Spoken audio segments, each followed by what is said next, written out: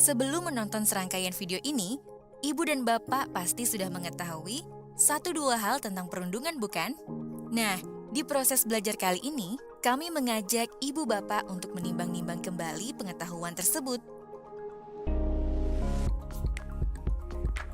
Selamat datang di Mitos dan Fakta, Basmi Perundungan Sejak Dalam Pikiran. Yuk menebak tiap asumsi terkait perundungan berikut satu persatu. Perundungan di kalangan anak atau peserta didik itu hal yang wajar terjadi. Mitos atau fakta? Mitos. Meskipun perundungan kadang terjadi dari waktu ke waktu, tidak berarti bahwa ia wajar. Perundungan tidak dapat ditoleransi sebagai suatu yang normal, karena tindak kekerasan dalam bentuk apapun bukanlah hal wajar. Maka, kita semua perlu lebih peka dalam memahami dinamika pertemanan anak. Ibu dan bapak mungkin pernah dengar bahwa perundungan bisa membangun karakter anak. Apakah ini mitos atau fakta? Mitos. Penelitian dari King's College tahun 2014 menunjukkan bahwa perundungan melukai kesehatan psikologis korban. Dampaknya bisa bertahan hingga 40 tahun. Artinya, korban dapat tumbuh besar dengan ketakutan, kecemasan, dan atau gangguan psikologis lain yang malah menghambat potensi diri anak. Dampak perundungan yang dilakukan secara verbal berdampak sama buruknya dengan perundungan yang melibatkan kekerasan fisik, benarkah? Ya, benar. Banyak orang menganggap bahwa kekerasan verbal tidak berdampak sama buruknya dengan kekerasan fisik. Nyatanya tidak seperti itu.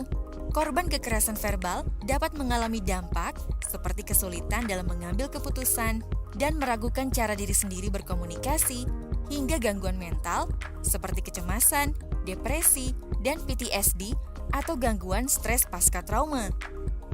Kekerasan verbal bahkan berkaitan erat dengan gejala fisik seperti migrain, gangguan jantung, iritasi usus, dan lain-lain.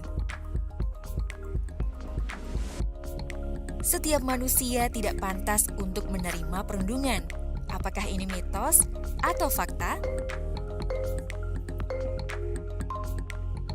Fakta. Salah satu miskonsepsi yang sering ditemukan adalah bahwa beberapa orang memang pantas dirundung, entah karena kepribadian, kekurangan, kondisi fisik, dan lain-lain. Faktanya, setiap manusia berhak untuk dihormati, diperlakukan dengan setara, dan yang paling penting, bebas dari ancaman perundungan. Perundungan sama dengan candaan atau gurauan, benarkah? Mitos. Perundungan sering dikerdilkan dengan dalih bahwa itu lelucon anak-anak belaka. Padahal, candaan seharusnya tidak menimbulkan kerugian atau menyakiti orang lain. Jika korban tidak menganggap tindakan pelaku lucu dan malah merasa dirugikan, tindakan tersebut sudah jelas adalah kekerasan. Lalu, jika dilakukan dengan sengaja untuk merendahkan, disertai ketimpangan kuasa, dan berulang, kekerasan tersebut sudah pasti adalah perundungan.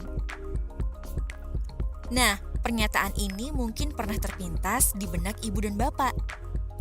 Jika terjadi perundungan, sebaiknya didiamkan saja karena akan selesai dengan sendirinya.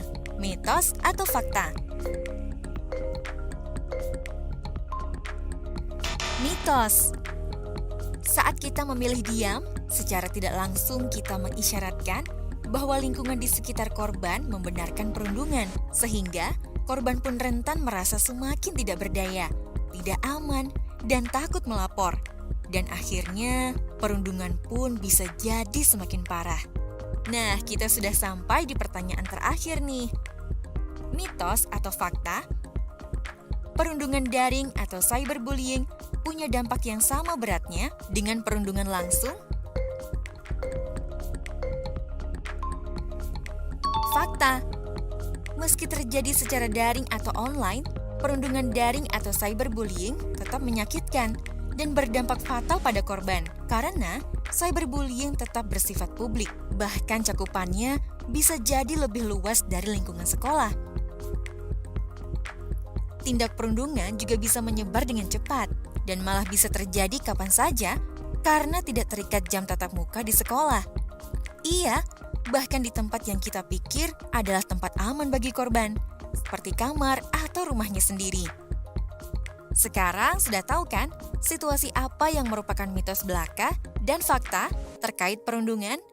Semoga kita bisa memegang prinsip pemberantasan perundungan sejak dalam pikiran ya.